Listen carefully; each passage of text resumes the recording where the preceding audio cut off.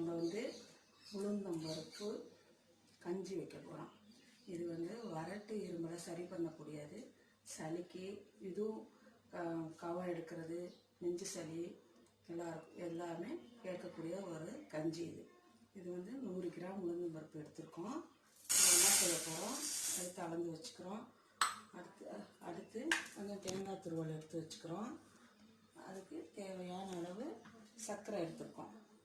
இது வச்சுக்கிட்டு இப்போ என்ன செய்ய போகிறோம், கொஞ்சோண்டு கஞ்சி கொதிக்கிறப்ப சும்மா ஒரு 1/4 ஸ்பூன் உப்பு சேர்த்துக்கணும், துள்ளோண்டு உப்பு சேர்த்துக்கணும். இப்போ இதை வறுக்கிறோம். இப்போ வந்து உளுந்தம்பருப்பை பொன்னிறமாக வறுக்கிறோம். உளுந்தம்பருப்பை வறுத்து எடுத்துக்கிட்டோம். இப்போ அது ஒரு வறுத்ததை கொஞ்சம் கலஞ்சி எடுத்துக்கிறோம். இப்போ வந்து குக்கரில் போடுறோம்.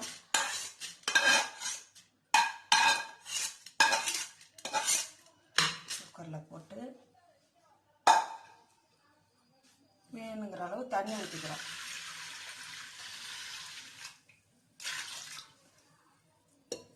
நாலு பேர் குடிக்கலாம் இந்த கஞ்சி. ஆளுக்கு 2 டம்ளர் குடிச்சிக்கலாம். ஆனால் சளி இருமல் சளி பிடிக்காமல் இருக்கணும்னாலும் வாரத்தில் ஒரு 2 நாள் யூஸ் பண்ணோம்னா உடம்புக்கு எதிர்ப்பு சக்தி கிடைக்குது. உளுந்து சேர்க்கறதுனால 100 உளுந்து போட்டாவே போதும்.